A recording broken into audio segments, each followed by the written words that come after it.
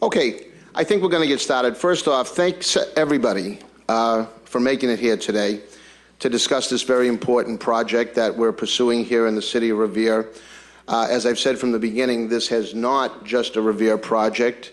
It's not just a East Boston Revere project.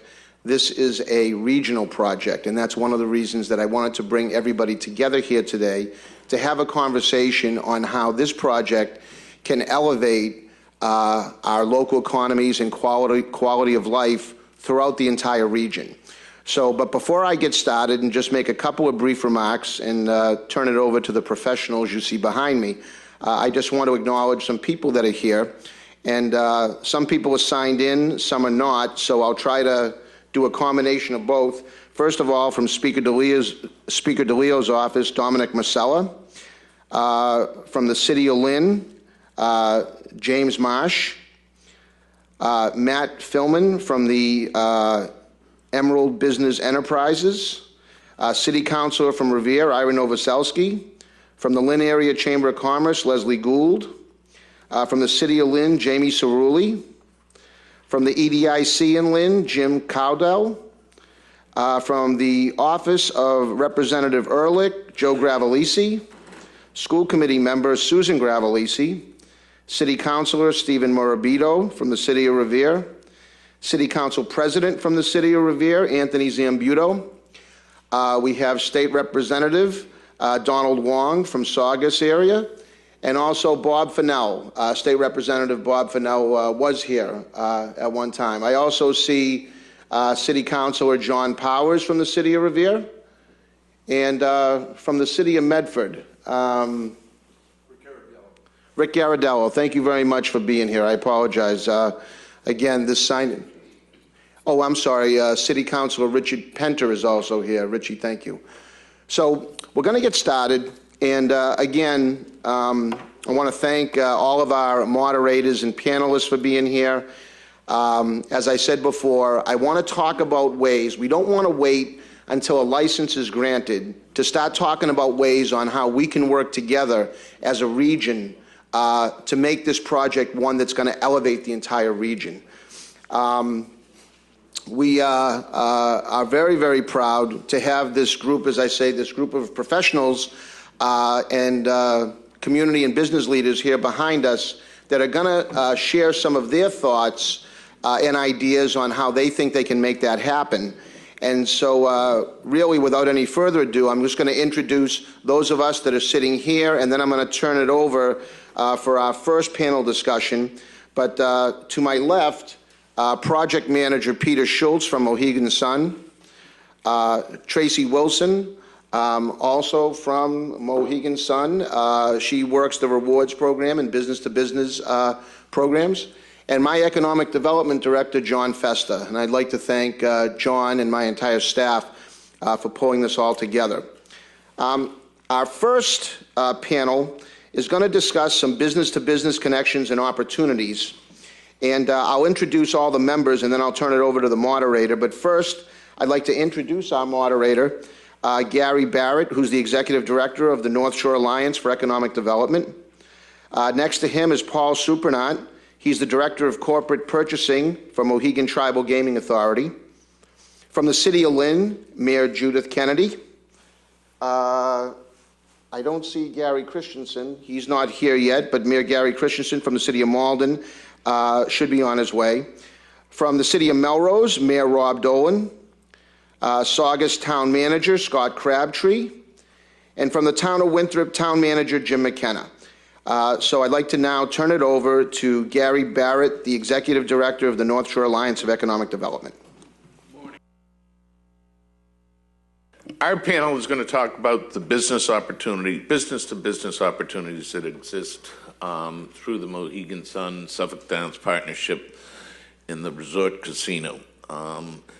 The Alliance is a regional economic development group that is focused on job creation and economic development. And from day one, the organization was somewhat agnostic towards expansion of gaming. But once the legislature decided that Massachusetts was going to engage in expanding the gaming we were all in on trying to make the most of an opportunity here in Revere in Suffolk Downs. From the outset, Mohegan Sun and Suffolk Downs is focused on making the connection with local businesses. Matter of fact, I feel like I've lived part of the last 3 months with Paul. Spent his December, he was up here for initial outreach to Revere businesses on his wife's birthday. Yesterday, I spent lunch with him at the North Shore Chamber Business Expo, where he and Pete spent the day with hundreds of businesses walking through the Danvers Ferncroft, and it's been a program of outreach in trying to make this important. You also see evidence of that in that Leslie Gould, Betsy Shane from the Greater Lynn Chamber, Betsy Shane from the Winthrop Chamber, and Rena Sustuk from the Salem Chamber of Commerce, who's sitting on one of the panels, is here. I'm going to turn it over and ask Paul to give a brief description to those in attendance. How do businesses access the opportunities that Mohegan Sun's project? Sure, thank you. Thank you for the introduction. So what we've been doing in the area lately is hosting vendor fairs in local communities that we are going out and inviting vendors to come talk to us, where we do a real quick overview of the project. You know, Pete and I do our little show together. Pete, we do a little overview of the project for people to understand. And then I talk a little bit about, you know, how to go about doing business with Mohegan Sun or doing business with casinos in whole. I think a lot of small companies are concerned that they'll never get into a big business, they'll never get into the casinos, they're just too small. But we make an opportunity for them to come and understand a little bit about it. We explain a little bit about the vendor licensing process in Massachusetts so they can understand that a little bit more too, because that's new for everyone here. But we have some experience, so we can kind of help them through that. And then I usually, at those events, I bring a staff with me and we do one-on-one meetings with every one of those vendors so that they really understand what their opportunities are within the casino and the types of goods or services that they offer that we're actually buying, so they have an understanding of what's going on. And as we continue to connect with all these vendors, we continue to keep in touch with them and help them to understand where we are in the process and how things are going. But it's great to always have the first meeting. You know, I think people, when they think of large organizations, sales vendors are always just trying to get a face-to-face meeting, and we bring that to the communities because we think that's really important. And so with 5 minutes of interchange, we can really understand about their companies and make the connection. And that's really what our goal has been. Thanks, Paul. One of the first partners that Mayor Rizzo and the city reached out to was Mayor Kennedy and Lynn, who hosted an initial press conference concerning the Mohegan Sun project. I know that Jim Cowdell, our Economic Development Director in the city, is engaged in these discussions, and I wondered, Mayor, if you'd share with us your experience and what opportunities might exist for businesses in Lynn. Sure. Oh, okay. We actually have a couple of different areas of focus that we're looking at with the arrival of Mohegan Sun. First of all, we do have a couple of vendors that I think would be very appropriate to the location. We have Kettle Cuisine and we have Traditional Breads, which are both very large-scale providers of retail and restaurant breads and soups. So you could get your appetizers just about done. We already do business with Kettle Cuisine. Excellent. Okay. We're also looking toward using this as a link to bring people to our Revive Downtown. We have a couple of very, very popular restaurants right now. Rossetti's, some of you may be familiar with the smaller Rossetti's on Winthrop Beach, but they've just opened a new, modern, larger restaurant in Lynn. It's been really popular. And then we have our veteran fine dining place in the Blue Ox. And both of these restaurants are contained within one of the 5 inaugural arts and cultural districts in Massachusetts. So we think that by having Mohegan Sun literally 4 miles away down the road. We'll be able to get more patrons into our downtown and into our restaurants in particular. Another area that I think would be beneficial to Lynn is more in an indirect way, but we are also the home to a large campus of North Shore Community College, and the casinos will be needing skilled workers, particularly in the gaming room, and we see a great opportunity to have our city be training some of these people that will be able to go on and work for Mohegan Sun, whether it's in the hotel management end of it or the gaming end of it. I think it's a great opportunity for the residents of Lynn to get a higher education and put it to good use right down the street. And then finally, we've been talking about the rewards program. I don't know if any of you have been to Lynn City Hall. We have Britt Floyd coming up March 25th. B.B. King, George Thorogood and the Destroyers, Gretchen Wilson, Few Country Fans. It's a beautiful venue, holds about 2,200 patrons per performance. And we think it would be a great idea to have some sort of a rewards program tie-in with Mohegan Sun so that the Mohegan Sun patrons can come for a discount by using their rewards points and experience the great new venue that we have up there in the city of Lynn. So we've been behind Mayor Rizzo since day one on this and hope that everything pans out. It'll be successful for Lynn and successful for Revere, and I'm sure successful for Mohegan Sun as well. Thanks, Mayor. Mayor Dolan, how are things in Melrose, and what opportunities do you see for businesses in Melrose? Sure. You know, Revere is talking about a casino. Our version of a casino in Melrose is we just got a Whole Foods. Maybe it's controversial. Melrose, you wouldn't think would be a significant player in this discussion. We're a small city with a small main street, 15 churches, a hospital, and 2 golf courses, and a bunch of people. But I would argue that this proposal is very important for the people of Melrose, both personally, for our citizens, and for our community's economics. A number of reasons. One, a personal note. When me and my sisters were going through college, as were many of my friends, my father was an educator in Everett. Many of my friends are also public employees or people that needed second jobs to put their children through college. They came in droves from Melrose to Suffolk Downs to work.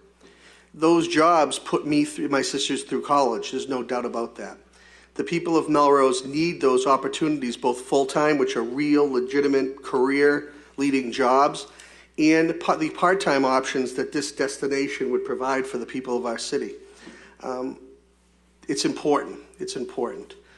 Secondly, is that although we would hope that with our Melrose Chamber of Commerce, there are many businesses, including at-home businesses in IT and technology, service businesses in the city of Melrose, from accounting to attorneys to real estate development, that they would have opportunities here.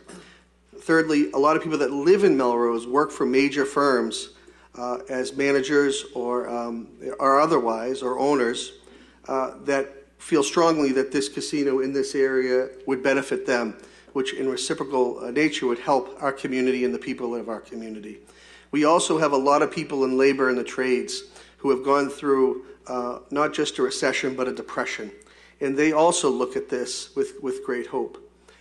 We also feel in Melrose that as a small community, who the ecosystem around us is very important for what's happening in Saugus and Revere and in Malden, that the team that Mayor Rizzo has put together, in the way that Mohegan Sun has treated us as a small community, not simply sending us an email and asking us what we think, but coming out continuously and treating us as if we matter in a small community, as well as Mayor Rizzo throughout this whole process has worked with a small community like Melrose with the type of respect that you appreciate. We feel that as a top to bottom management team, both economically and what's going to happen at the end of it in terms of the operations and having them ensure that what they're saying is going to happen actually happens, the people of Melrose feel very comfortable that this is the right choice. Thank you, Mayor. You make a very interesting point, an important point. For the Alliance, I told you our focus is job creation. This project at Suffolk Downs is also not only about job creation, but job retention. Families and people rely on those jobs at Suffolk Downs Racetrack, and the insertion of a partner in Mohegan Suns in a casino at that location will preserve those very important jobs and preserve horse racing, for that matter, as an industry in Massachusetts. That can't be lost on those considering this project in the licensing process. Scott Crabtree is the town manager of the town of Saugus. Scott, what business opportunities do you see? First of all, thank you. I wanted to thank the mayor and this group for the invitation to be at the table. I think Saugus, as everyone's aware, geographically is, I think, the in-between of all points north, especially with the Route 1 corridor. So Saugus is certainly supportive of a regional casino that I think will certainly help the economy, and I think there are certainly many opportunities to be taken advantage of through the town of Saugus through this. Looking at opportunities now, Saugus is moving in a direction of sort of revitalizing the Saugus Chamber, and we look forward to a partnership. They have reached out, and there's going to be some contact to take advantage of what you spoke about in the business-to-business relationship and some of the opportunities for the many establishments and vendors that we have and restaurants up in Saugus. Part of that, I think that Mayor Dolan talked about, Saugus is a community that's made up of a lot of labor and trade, and I think the building and the construction will certainly revitalize for jobs and opportunities for many residents of Saugus that are in those trades. I think the rewards program is going to be beneficial, and I think that's going to be a major opportunity for our businesses, and also to, as many know, we have quite a bit of meals taxes that we generate, and that will help sustain that if we're able to take advantage of that. In regards to development, I think Saugus is certainly looking at in a different lens of the opportunities in the development, including up on Route 1 and Route 107.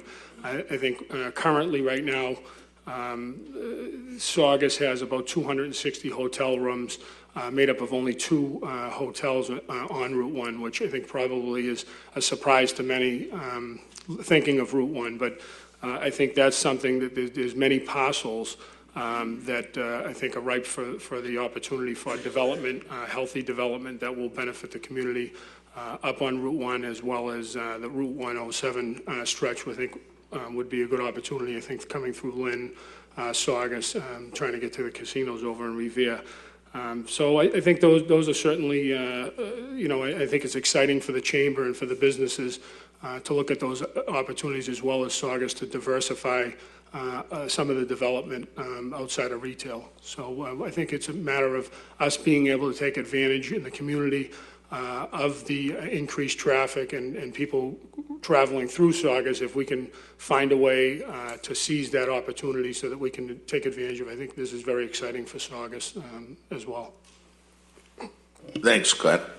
Before I turn to our next community leader, I want to ask Paul, the mayors have mentioned the outreach to the business community. When is the next vendor fair, or what do you have on the horizon for vendor fairs and outreach to businesses up this way? We are working on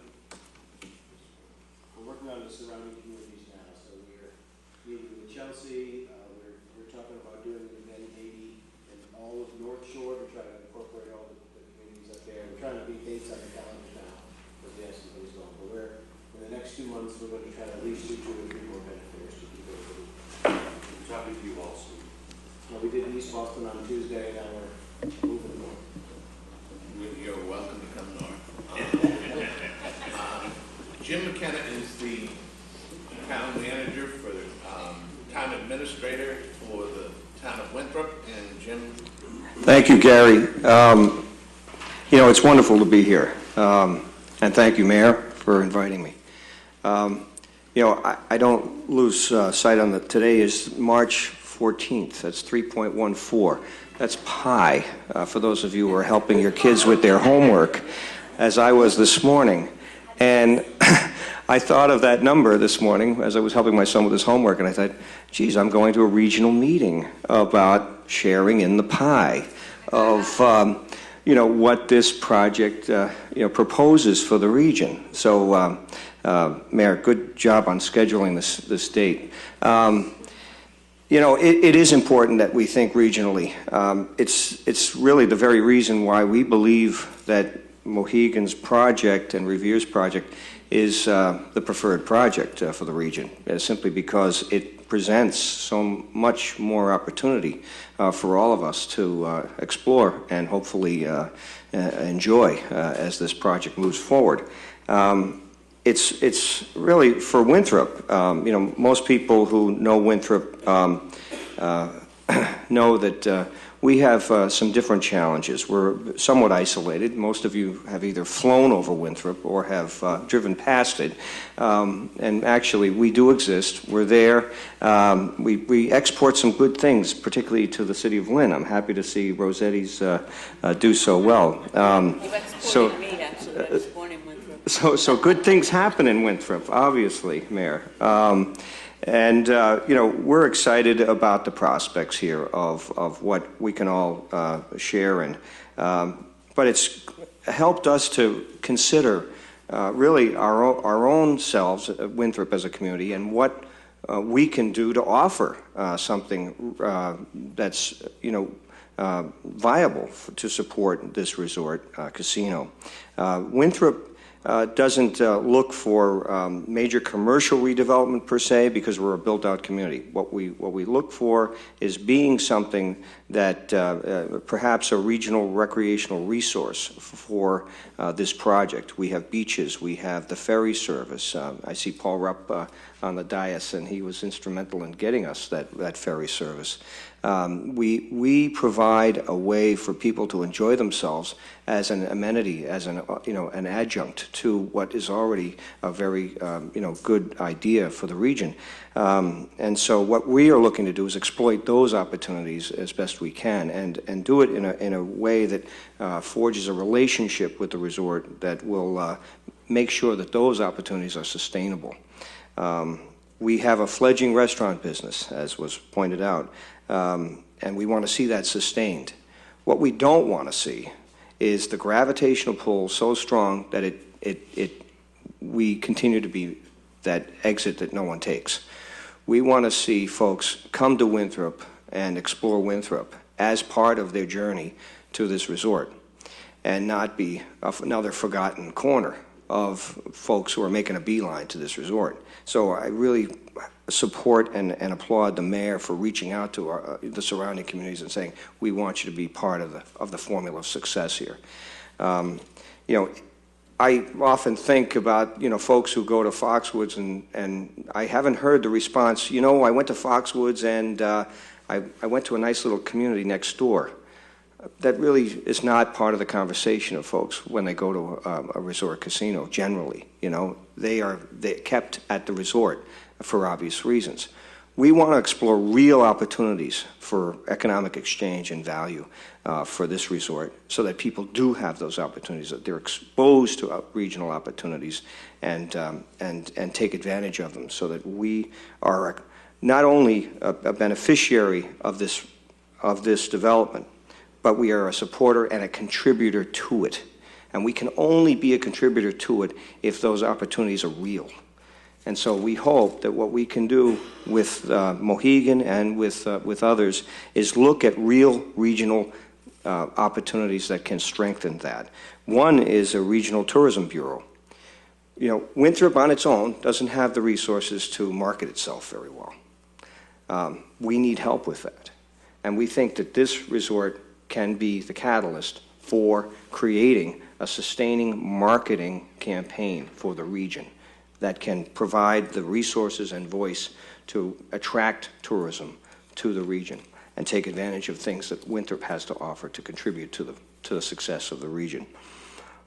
We think that we need to look at what has already begun, a conversation with Secretary Bielecki about how to look at the region as a whole and to continue to encourage investment in the region. That will encourage folks to invest and to live within our region and to drive jobs creation, not just at this resort, but elsewhere in the region. And so we need to sort of pull those conversations together and make sure that they're complementary, the strategies that the state has for this region as well as what this project presents.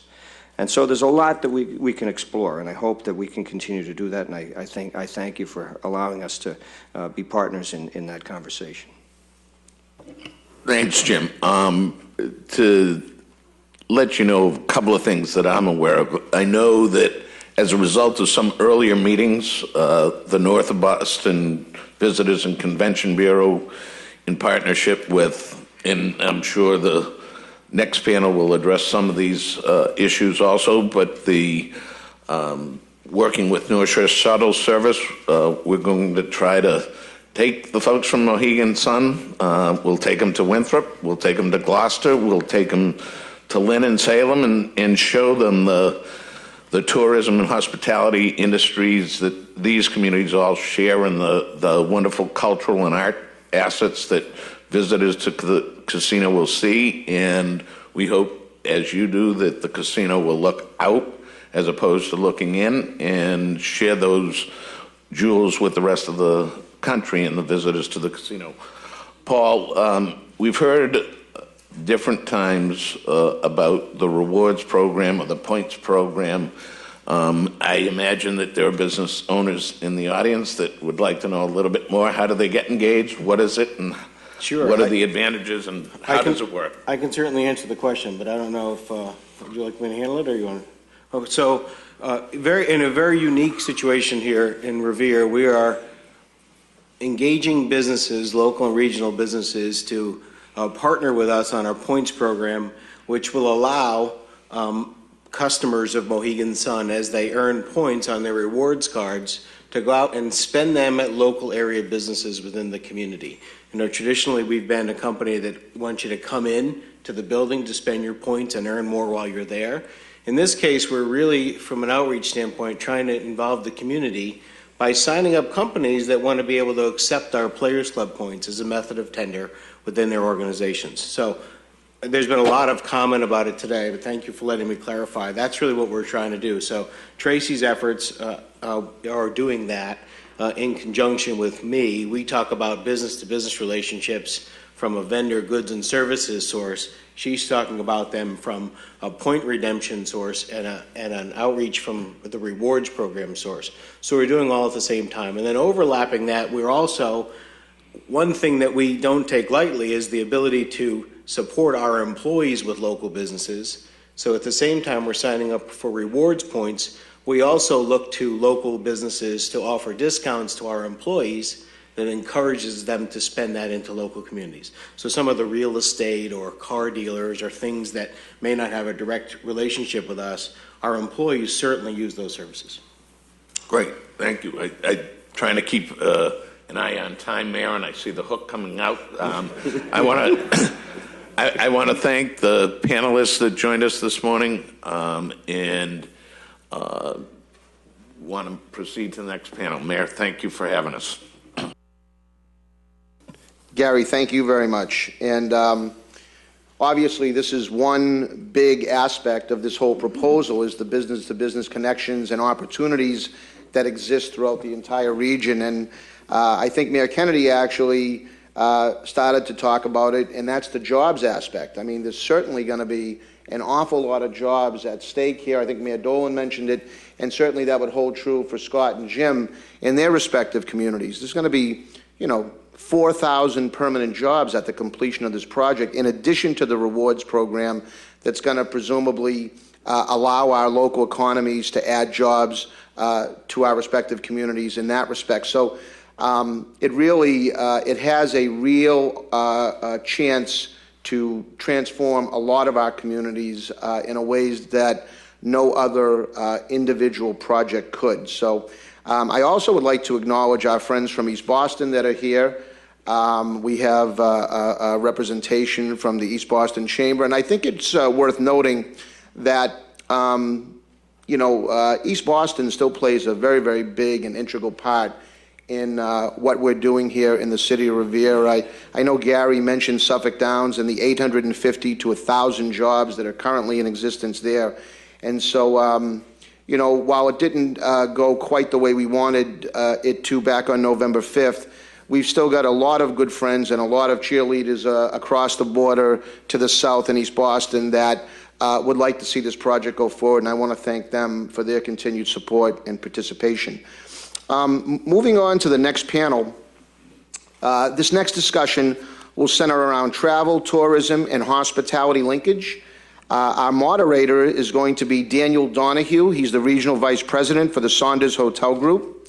Renus Osterhoek, the President of the Salem Chamber of Commerce. Tony Sheridan, who is the President and CEO of the Chamber of Commerce of Eastern Connecticut. Gary Luderitz, the Vice President of Operations and Development for Mohegan Tribal Gaming Authority, and Paul Rupp, who is the Principal of the Community Reinvestment Associates. Dan, I appreciate your participation, and we can now start to discuss the opportunities that exist for our communities with respect to travel, tourism, and hospitality. Good morning, Mayor. Thank you. But there's numerous regional and local agencies that are promoting different aspects of tourism destinations. The panel, what are the better ways do you think we can connect these efforts to a resort casino? Let's start with Tony. What do you think? Well, let me give you a little bit of my own history first, and then I'll answer your question. I spent 10 years as selectman in the town of Waterford, which is adjacent to Montville, where the Mohegan Sun is located.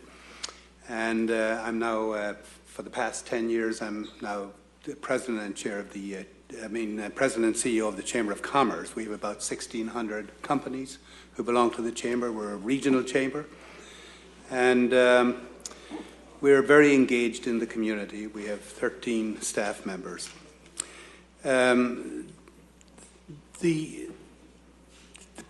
The thing that you have to realize here, and let me be frank about this. I would much prefer not to be here. I would much prefer that the casino stay in Montville.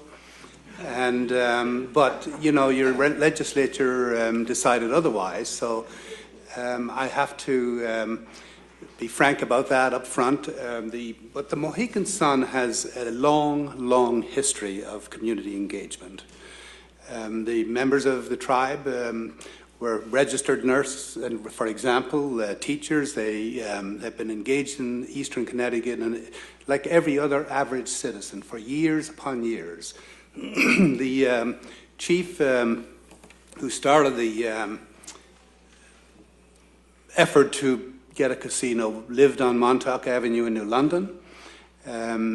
Ralph Sturgis was his name. He was like any one of us sitting in this room. He was one of the most decent, down-to-earth people you could ever meet. Very difficult to say no to the man because he was a person that just exuded goodness, and so we all really appreciated knowing him. They are very engaged in the community, but it's part of their culture. It's not something they felt they had to do. We have Pfizer, we have Electric Boat, General Dynamics, Dominion Resources, a lot of the larger companies in the area.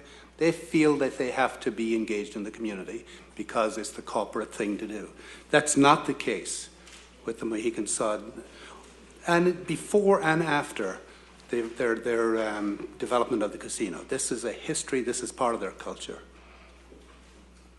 I'll leave it at that for now. Sure. Thank you, and thank you for having me here. Renus Oosthoek, Executive Director of the Salem Chamber, but also here on behalf of the North of Boston Convention and Visitors Bureau. And if anybody looks on how to expand on what the North of Boston region is doing, it's really by working together and making it even better than it is already. We have great leadership in North of Boston that creates a marketing plan on an annual basis together with the Mass Office of Travel and Tourism that works with all the attractions, hotels, restaurants in the region on where we're going, where our visitors are coming from, both locally, nationally, and internationally. And if I explain a little bit, right now there's a marketing campaign ongoing for the Canadian market, the European market, the Asian market, in which the North of Boston region currently participate. And how it works is that the region participates, but not only the region, the local DMOs, which are some of my chamber director, fellow directors that are here, but also destination marketing organizations in Gloucester, in Newburyport, in Salem. We work cooperatively to make sure we have the biggest bang for our buck out there getting people here. How will it work with Mohegan Sun? We are predicting that a big chunk of marketing money will not go in the direction of the Greater Boston Chamber, but will go in the direction of the North Shore and help with the organization of the North Shore. And if there are mayors and towns who are not part of that region in the tourism promotion yet, I would say give North of Boston a call or give me a call and I'll connect you. Because we don't need to invent the wheel. We have a really good running car that's on the road already, going anywhere. And that is, I think, what's going to be the strength of bringing Mohegan Sun. We have 1 million visitors in Salem. We hope that half of them will visit the casino. On the other hand, the 1 million visitors that come to the casino, I hope that the other half will come to the North Shore. We want them to take the Essex Coastal Scenic Byway and go north, which already passes through 13 communities. And if your community is not on it, you create a side path and you make sure that they visit the North Shore. The visitors of the casino are coming for the New England experience. Not the local people, but the true visitors. That New England experience, you get that by going to your town and my town and talking to the people on the corner, or where that special food place is that nobody knows about, or where that special experience is, that unique thing that everybody wants to see when they come here. And we think that with the help of Mohegan Sun, who has already participated in a number of meetings and events with the North Shore tourism community, we can only enhance and strengthen that, and we're looking forward to doing that even more. Well, perhaps if I can bend this. Perhaps I can talk a little bit about, a little more granular about how we see this developing. And the way I've looked at it and the way I've talked about it with some of the folks in the community here is that Mohegan Sun has the opportunity to become what I believe is a great bridge to the whole north of Boston. We would start that process by working with stakeholders in the tourism and hospitality industry. And those stakeholders would be here on the North Shore and in the north of Boston, as well as in Boston itself. Because I think one of the first things that this project has to offer is a new sales tools for everyone that's booking a group, a convention, an event, any type of group activity that's going to occur in Boston proper or in the region will have Mohegan Sun to use as a sales tool. And we've said to a lot of those stakeholders that we haven't designed a structure that's going to overtake, for example, the convention and event business. We're rather designing a facility that will complement it. So for example, if the CVB in Boston is booking, is attempting to book an event or a meeting, say a business meeting, and they're competing with other cities to perhaps land that meeting, we think we can offer, our 30, 40,000 square foot meeting space. Maybe part of the deal becomes a half day at Mohegan Sun, or a quarter of a day, or a seminar, or some late night activities as part of their group of activities. And by doing that, we create this bridge over to this side. We create the bridge for lodging, because now all of a sudden it makes sense to stay on this side. We create a bridge for dining, because once you're here, you're going to experience things that are over on this side. But then I add to that a very comprehensive effort that we're going to undertake both in the site itself and in our marketing efforts. So envision on the site a comprehensive electronic kiosk system, for example, perhaps that's interactive, that shows the attractions that the area has to offer. Perhaps envision that as a guide to local restaurants or hotels or attractions. Couple that with some extensive training that we would do for all of our hospitality and service staff so that they understand the region and what it has to offer.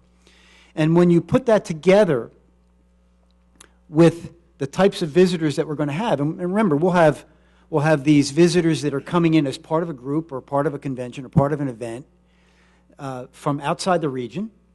We'll have folks coming from the region itself, but who may not know the region that well. And combined, we are going to give them an experience that, at least an awareness experience that they can't get any other way. And Mohegan Sun will serve as a filter to accomplish that by creating a tremendous amount of awareness in the region.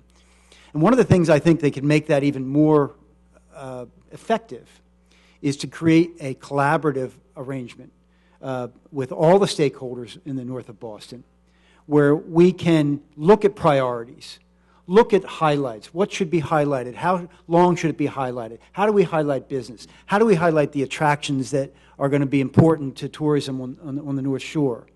And so I think if we can work toward this collaborative effort, we can work toward making sure that that is appropriately designed at the site itself in a way to create some massive awareness, then I think we will have taken a huge step toward expanding tourism and hospitality on the north of Boston.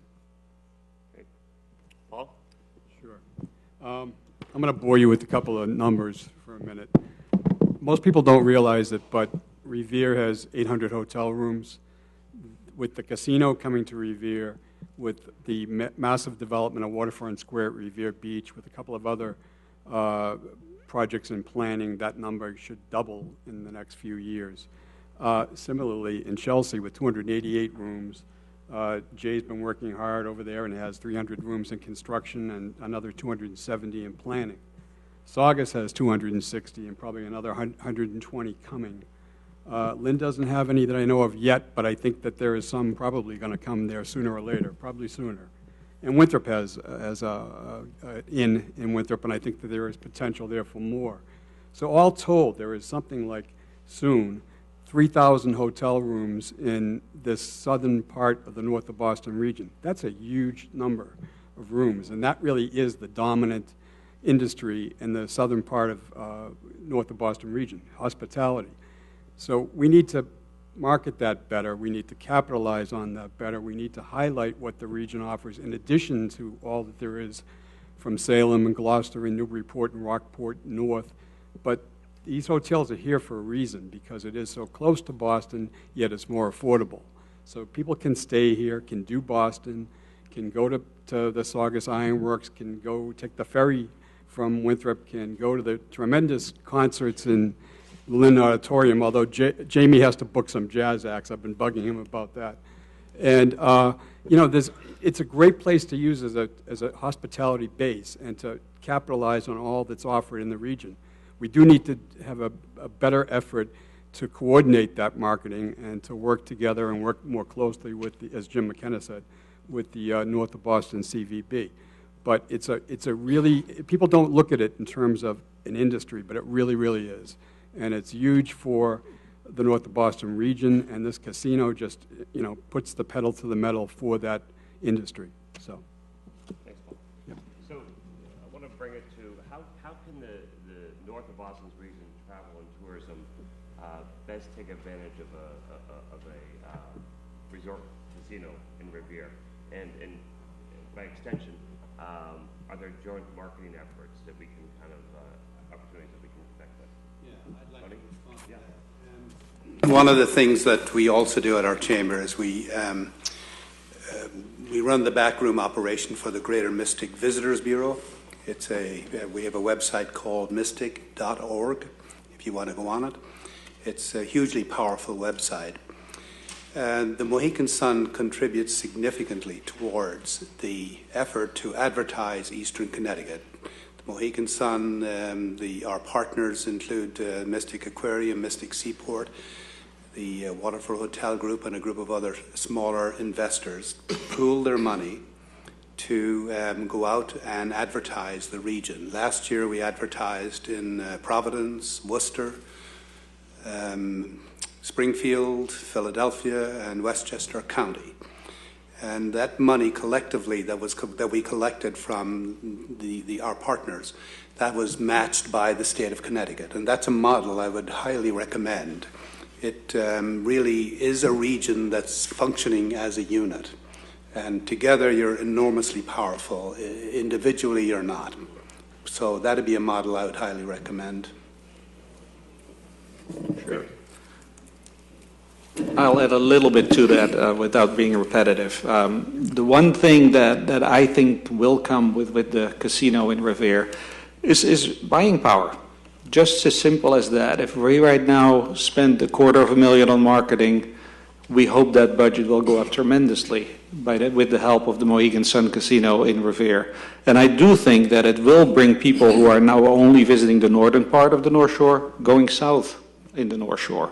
There's that benefit too, because yes, for me it's a relatively easy talk. Salem automatically is a destination. As long as we get them to eastern Massachusetts, people will come there. But what you don't know probably is if you talk about these hotel rooms, Salem has not 800, not 1,000 hotel rooms. We have 300. Everybody coming to Salem stays somewhere, and it's not in Salem. It benefits the whole region, and I think by bringing the whole region together, I think everybody will benefit tremendously. And then if you look at the restaurant impact, every town that has a hotel and that has a number of restaurants, and we have a lot of them, and we have a restaurant week starting on Sunday for those of you looking to do something. The local option tax is a tremendous help for the city of Salem in essentially helping tourism build itself up. And if you look at Salem, and maybe that's a hint to the other mayors, our mayor had the wisdom to make 50% of the hotel motel tax go back into tourism promotion. If you look at building an industry, you have to invest in it. And I think that is sort of what I hear my colleague from Connecticut saying. Everybody needs to pay up, and then you can play. Gary, maybe you can focus on the joint marketing opportunities that will exist. Well, one of the things that is quite obvious to us, and I hope to make obvious to everyone, is that we have a huge database. Right now, today, we've got a database of approximately 5.5 million customers. And that database is ready to be used the day we are awarded the license, quite frankly. But I think most importantly, it suggests that we can get way out in front of this by marketing the region to this huge database, much of which is in the Northeast, and a willing participant to come to be part of this tourism experience here in the greater Boston area. So coupled with that, we'll have web-based opportunities that we'll want to work in a collaborative way to set priorities and to highlight different features. But I think the combined of that with database and advertising, I think we can do a great deal together to market the area. Great. No, I have a question for you, Dan. What is the Comfort Inn and Suites? What's your occupancy rate on average now? It's pretty high, as I recall. 98, 99. That's pretty amazing. And that applies to most of the properties in Revere, and I would think in Chelsea as well. That's because Pete and I are staying there. Oh, you are? Okay, good. That's why the bar's doing well. That room tax is important. So, how should Mohegan and the north of Boston's travel and tourism entities formulate and sustain a real working relationship going forward? And maybe start with Gary, or Renus. Well, it's essentially using the casino to get together and work together. It's the Chambers of Commerce, the DMOs, the destination management organizations, the local attractions, the restaurants. It's up to us to get our message right and to get our message out. And I don't think that's the role of the casino, but it will be helpful because now everybody's focusing. And I do think that if you look at the way the state works, we have a similar system as Connecticut where the Mass Office of Travel and Tourism works for the whole of the state. And then the Commonwealth essentially supports the local destination and visitors bureaus with a sum of money to help in the marketing, or as you say, match the marketing efforts. And the better we do as a local community, meaning the North Shore, the more matching funding will come to the North Shore, and then we double it up with the help of the Mohegan Sun, and we'll get it going. Yeah. Tony? Well, no, I agree with that. I think, again, collectively, you're in a very strong position. And there's nothing to be gained by trying to work on a one-to-one or an individual basis. And quite frankly, again, I can only speak of my own experience in Eastern Connecticut. Mohegan Sun has always been willing to lead the way there. They've loaned us talent over the years. They have some of the smartest people in the world there working, especially on stuff that's really for people my age, social media. And, you know, the world is changing dramatically, and you need that kind of help. And unless you have a lot of money and you want to go it alone, but collectively you can do it, and it'll really pay dividends for everyone. It's a collaborative effort. There's no question about it. And maybe I'll take an opportunity now to say that it was suggested, and I think this can be formalized in other better ways perhaps in the future, but that it was suggested we come out of this meeting with a memorandum of understanding with the local communities, with the elected officials signing on to a plan that says we will work together collaboratively to promote the area, to cross-market, to make sure that we're working together to grow the economics of the region.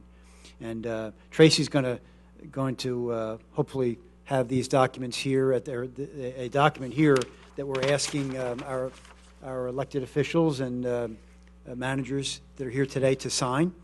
But I think ultimately that's what it's all about. And if we can work together, as Tony said, we can be much more powerful together. We've got a lot of tools at our disposal now. We've got a great facility that we will win the award for, and when you combine that with the marketing prowess that comes with that, we can be a major force together. Certainly, in the interest of time, I think that there's lots of opportunities when it comes to travel and tourism that this resort casino will bring, and we appreciate the opportunity, Mayor, to come and talk about it. Thank you very much. Dan, thank you very much, and to all the panelists, thank you. Obviously, very, very important topic as we go forward and this project goes forward. So, again, a lot of opportunity for the surrounding communities, and I would be remiss if I didn't recognize, I know I acknowledged the East Boston Chamber and the Lynn Area Chamber, but we also have representation here from the Medford Chamber of Commerce and the Saugus Chamber as well. So I want to thank them also for being here. Our third panel will be talking about the implications for regional transportation. And that I have to say, as the mayor of the city of Revere, and I know probably my colleagues that are in the room with me here will agree, one of the biggest conversations surrounding this whole project has had to do with traffic. And I have said during my time studying these traffic plans and working for the last couple years on these traffic studies and the proposed traffic improvements, that this project does not bring a traffic problem, but rather it brings a traffic solution to the area. And everybody involved has done really a terrific job in, I believe, helping bring that to fruition. So this next panel will be talking about that, and leading the discussion will be the chair of the Joint Committee on Transportation, Senator Tom McGee. He is joined by John Kennedy from the traffic engineering firm of Vaness, Hangen, and Bruslin, the great city manager from the city of Chelsea, Jay Ash, and Jeff Mullen from Foley Hoag. So thank you very much, Senator, for joining us. Thank you, Mayor, and glad to be here with all of you. Thank you. Glad to be here with all of you, and it's always great to have a chance to be with regional leaders talking about, I think, what the number one challenge we face in this area is. There's some great discussion about all of us working together and as a region, and the North Shore Alliance, many of the chambers have over the last few years really come together and realized as a region we really need to work together. And as we talked about opportunities in the region, it always leads back to one thing: transportation. And how do we make the transportation challenges we face in this region working together? How do we solve some of those challenges? And I just want to put in a little perspective in terms of what we're facing as a Commonwealth. 2007 Finance Commission report, Transportation Finance Commission report, indicated that we were spending $1 billion a year less in Massachusetts than we needed to spend on our transportation system. Anybody riding on the roads this winter, in any community on any road, realizes that how necessary those investments are. But I think more importantly, what is that speaking to? It speaks to what it means for our ability to grow our economy. We've made great progress with the leadership from the governor and working with the legislature to both put a reform plan in place as well as a financing piece in place, all of it recommended by a bipartisan, again, the 2007 report, but there's a long way to go. And in this region in particular faces many challenges, and anybody that travels in this corridor every day knows of those challenges and the impact to all of the businesses in this region because of the real infrastructure needs in transportation.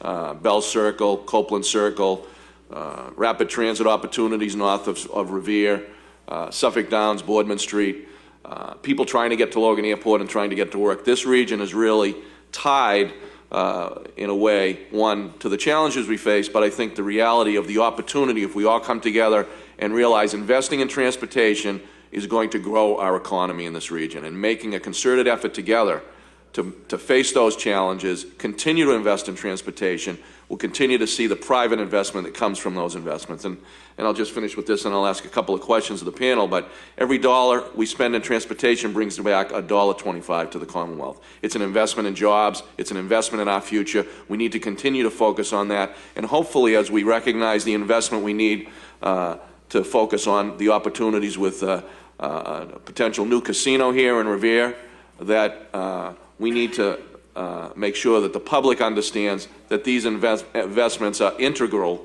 to our future economic vitality. And that's something that is part of that discussion this year with transportation investment around the Commonwealth. For us to have the dollars we need to invest in our local communities as well as projects working in a partnership with private entities to make sure we get those investment dollars, we need to make sure that the dollars are available at the state level to make it happen. That discussion's ongoing, and I would hope that all of you would be part of that discussion in a positive way to make sure we get the support to continue to invest in transportation. What I'd like to ask, and I'll start with Jeff Mullen, who's been a friend and former Secretary of Transportation, was a great leader in the Commonwealth. What do you see in this corridor in particular, the challenges and also the opportunities that we as a region face transportation-wise? This is where I reveal how much time I spend with Senator McGee, because the first thing I'm going to say is, you've got some issues with the Blue Line, of course, and Senator McGee has been a great champion in expanding the Blue Line. I think the issues for the North Shore revolve around some basic economics and some economic analysis of supply and demand.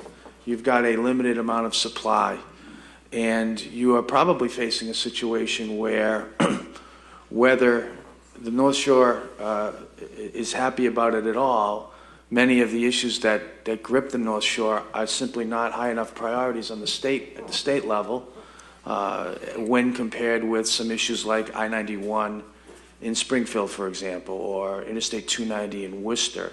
So what that means is you need to take every possible advantage of what you can get from the Commonwealth and try to take advantage of opportunities you have whenever you have them. In the case of the subject that we're talking about today, you've got a proposal on the table that mitigates the impacts that it's purporting to cause, but also tries to do some regional improvements that have been on the table for quite a long time. And I think you should, if I were a North Shore a representative, I'd be focused on that, and I know that many people are. In terms of long term, I think the key to the North Shore is unlocking some underutilized rail assets. I think projects that the governor's pushing, like the Silver Line Gateway in Jay's Town, Jay's City, will go a long way towards increasing mobility and assisting people from getting from the North Shore to places like the Seaport. And I think long-term, it makes sense to continue to advocate for increasing good and reliable rail service further in the north. Jay, thank you, Jeff. Jay, I'd like to ask you the same question. What do you see? You're kind of at the focal point in many ways between Boston and this operation, but more importantly, with rail going through your community and major highways, what do you see the challenges and potential opportunities we have in the region with transportation? Thank you, Senator, and thank you for your continued leadership on transportation initiatives on the North Shore. We all know we drive, we sit in traffic, we wish that there was a better public transportation. We all know on the North Shore what our challenges are. One of the reasons that I'm excited about this opportunity that Mohegan Sun is bringing to us is that not only are they helping to address some longstanding issues that exist on the North Shore, the investment that they are making is going to allow us to leverage other investment, other public and private investment. It's a big investment like this, $1 billion plus investment that gets attention. And as Jeff has said and knows as a great Secretary of Transportation, the big projects get the attention. And we haven't had enough big projects on the North Shore to get the attention that we need. We have aging infrastructure here. We all would like to see places like Route 1 expanded so that we're not choked into 2 lanes of traffic.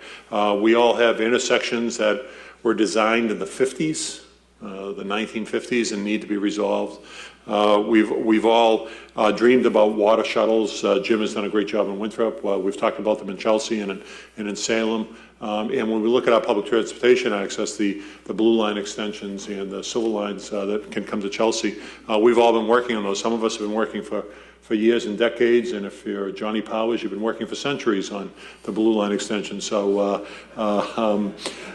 we need to focus resources on that. And what's impressed me is that Mohegan Sun showed up at Chelsea City Hall within the week that they announced that they were partnering with Suffolk Downs and Revere.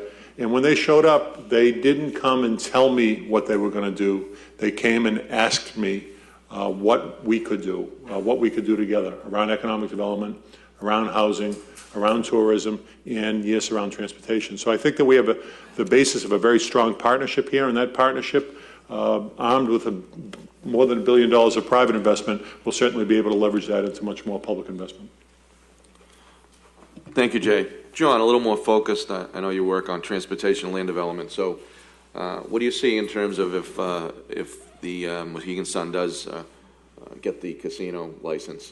What do you see the opportunities in terms of traffic and also economic growth, both in the corridor that's pretty close to the casino, but more importantly, I think the larger corridor that impacts the North Shore? Traffic is always the most fun. I think that that Mohegan Sun offers the opportunity to fix the longstanding problem, especially in the Route 1A corridor, headed north from the tunnels to get up to the North Shore.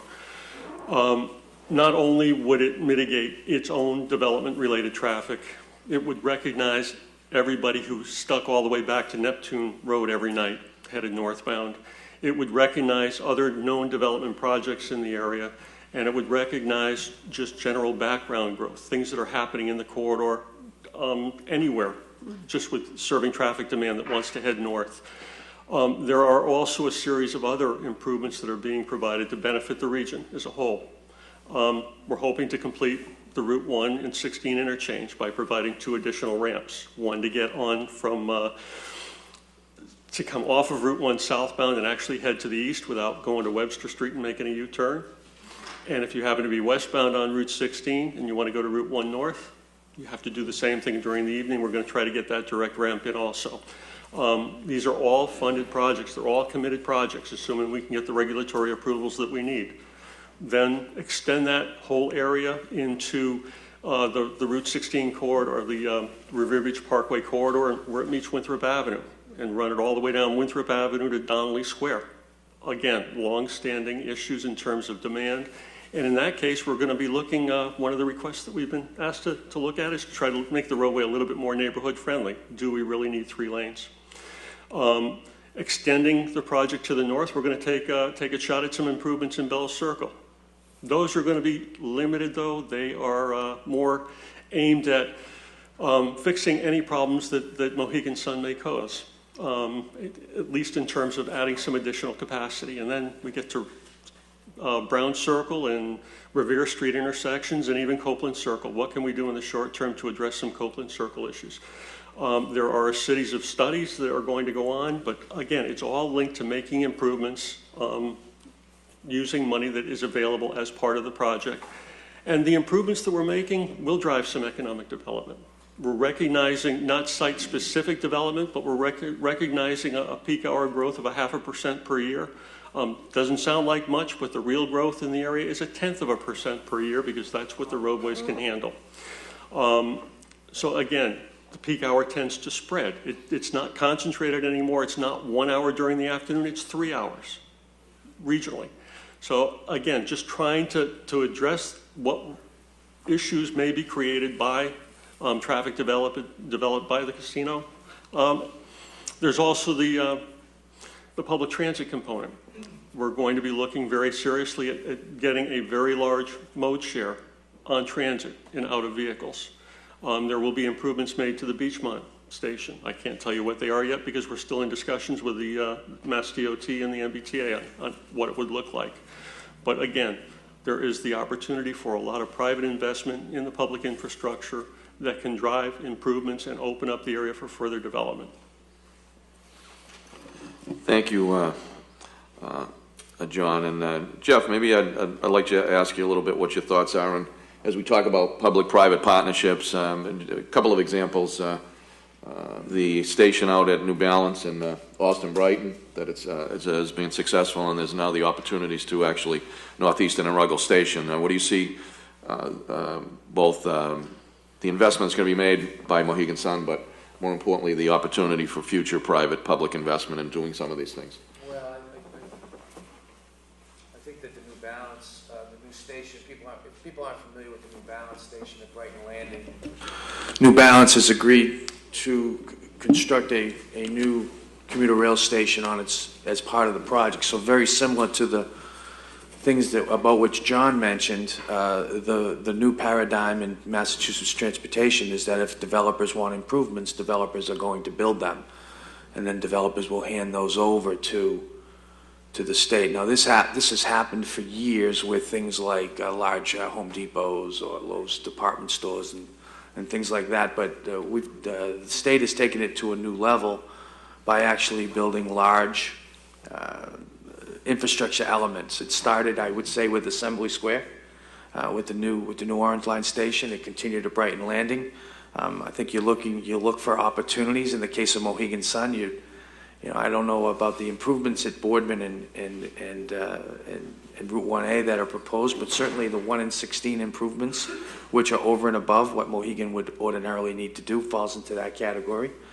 I think looking down the road, a senator, I think you could see some additional improvements, perhaps not as part of Mohegan Sun development, but additional improvements at Wonderland to make more connections. I think that there would be an opportunity, and I think planners and leaders should anticipate that, that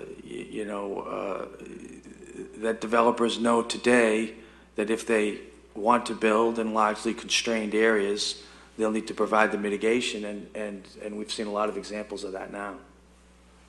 I'll say this as well. One thing people should certainly be aware of, and perhaps it's self-evident, is no one needs the traffic to work better than the developers. So they have every incentive to make that happen, and I think economic incentives are hugely important here. So in the case of Mohegan Sun, and Mohegan Sun has every incentive to make the traffic work, and I think that point shouldn't be forgotten.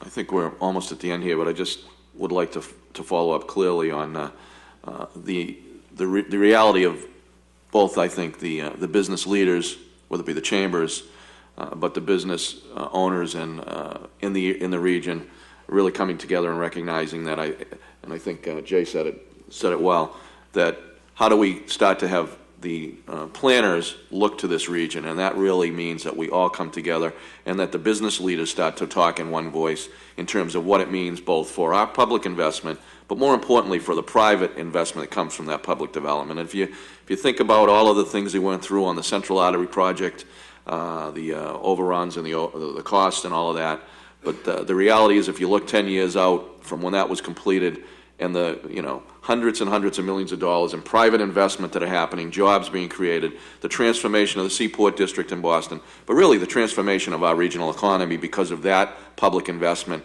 Similarly, if we can come together and with a singular mind as a region start to focus and talk about the investments that will transform our regional economy by those transportation investments, then I really do see some exciting things that we can happen in the future, and that means us all working together to focus on that investment. So thank you for having me, Mayor, and I'm sure there's some time for questions. Senator, thank you so much for participating. And before we open it up to some questions, I just want to once again acknowledge some people that were here and express my gratitude, certainly from the legislature. Obviously, one of our moderators, Senator McGee, thank you. Representative Wong, Representative Fennell, thank you very much for being here.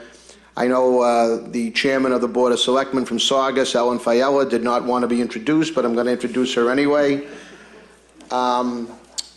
My colleagues from surrounding cities and towns, certainly my colleagues here from the city of Revere, thank you for all being here.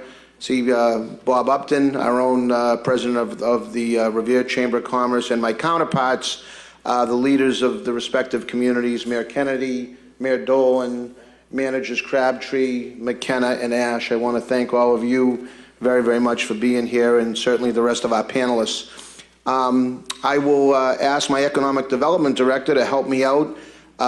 We have a portable microphone that we're going to be passing around. If any of you have any questions that you'd like to ask, now would be a terrific time. Are there any questions? We do have one. Thank you for taking me out of that awkward position that I would have been in. No problem. Mr. Mullen, I have a quick question. Could you possibly define connections at Wonderland?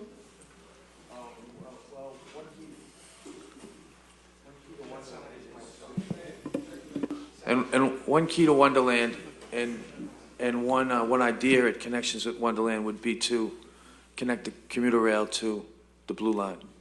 That's really, short-term improvement that has a lot of probably short-term gain, but trying to anticipate unlocking Lynn has been a long-term goal of, for decades. But the idea of getting more people further north to try to collect people at Lynn and then get them down into the rapid transit system has been a long-term goal, and that would be a relatively inexpensive way to do it. Thank you, Leslie. Any other questions? Well, not that I would have anticipated a ton of questions. I think our panelists did a terrific job laying out a plan for the future that's going to impact our region. And but certainly, as questions do arise, we are all here, and we stand ready to help answer your questions and continue to talk about the opportunities that exist here, as I say, not only in the city of Revere, not by a long shot, but the entire region that will surround this project. I'd now like to call on my Economic Development Director for some closing thoughts, and then we'll move toward wrapping it up.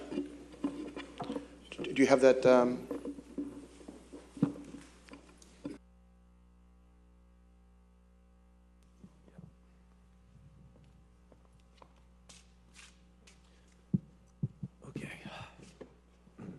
Thank you, Mr. Mayor. First of all, I want to thank all of you for coming here today. It's just it's a great event, and it's something that is so very much needed. And I particularly want to thank the panelists behind me for taking the time out of their busy schedules to answer the questions and really explain these very, very important issues, because I know the mayor and the entire administration really look at this project as a regional project. And we feel strongly that we're going to be all-inclusive and we're really all in this together. The question now comes about is what is next? What is so vitally important is that the Gaming Commission has scheduled a hearing for Tuesday, March 25th at 4 p.m. at the Boston Convention Center.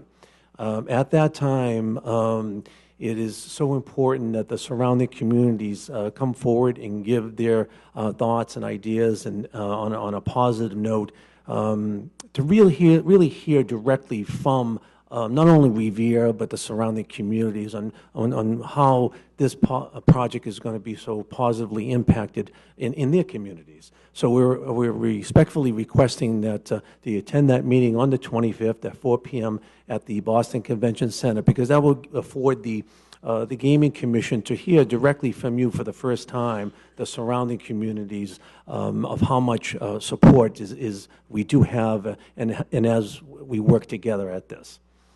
Second, as you probably all are aware, the Gaming Commission is going to make a selection sometime by the end of June.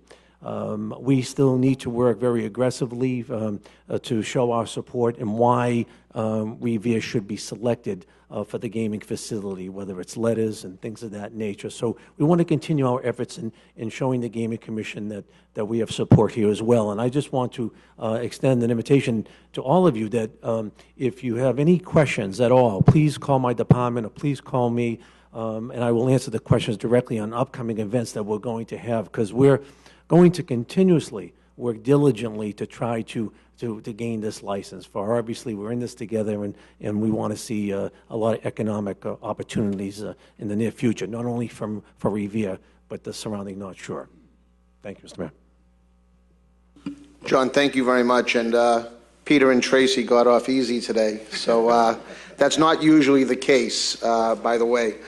So I guess just in closing, let me just reiterate some of the things, obviously, that I think that this project will promote and encourage should it go forward. I mean, obviously, the preservation of the 850 to 1,000 jobs is certainly, I think, an important aspect. It's part of the application. It was a letter was submitted from Suffolk Downs promising to race for at least 15 years and not only keep racing, but enhance racing for the next 15 years, which would be the initial life of the license, preserving those jobs, but it'll also create jobs throughout the entire region.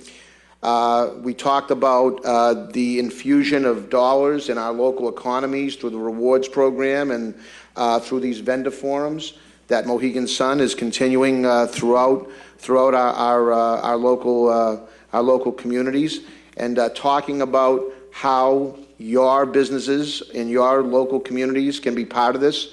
Part of our host community agreement required Mohegan Sun to spend $10 million annually in our local community here in the city of Revere, but in keeping with our commitment to ensure that this was a regional project, we included in our host community agreement that not only they spend $10 million a year in Revere, but that they spend $50 million a year on goods and services that will be used at the facility within a 15-mile radius. So I think everybody should really take a good hard look at that and how local businesses that you have within your community that provide goods and services that Mohegan Sun may possibly use could be implemented. We talked about the travel and tourism aspects. Certainly a great number of hotel rooms are at stake here. They're only going to have 550 rooms, I believe, total with the 2 hotels. So that to me creates a lot of opportunity, again, across the region. But we need to articulate our arguments for why it's important to have the project here, why it's important to have it. I mean, I know from dealing with this that, we're on public transportation. We're just outside of Logan Airport. Certainly from a transportation aspect, I don't think you can get any better. Certainly, it's a much improved situation with our competing project to the west with respect to transportation and the ability to get in and out of the site. So, you know, we need everybody that believes in this project, that thinks it's going to be a good project for our region, to have their voices heard. And one way you can do that certainly is by, if you would like, to look at this memorandum and sign on with us to support the project. But another way, and another significant way that you could, is to express your feelings before the Gaming Commission at 4 p.m. on March 25th, when we go and once again make our case to the Gaming Commission as to why location, a Mohegan Sun facility at Suffolk Downs, makes the most sense. So I want to thank all of you for being here. I want to certainly once again thank our panelists. They've been a tremendous help in discussing these issues and bringing these issues to the forefront. And I know and recognize how busy that everybody is here. So certainly we don't take that lightly, and really I want to, on behalf of my entire administration and Mohegan Sun, thank you all for being here. And hopefully we'll see you all on the 25th, and subsequent to that at a groundbreaking over at Suffolk Downs. Thank you so much for being here.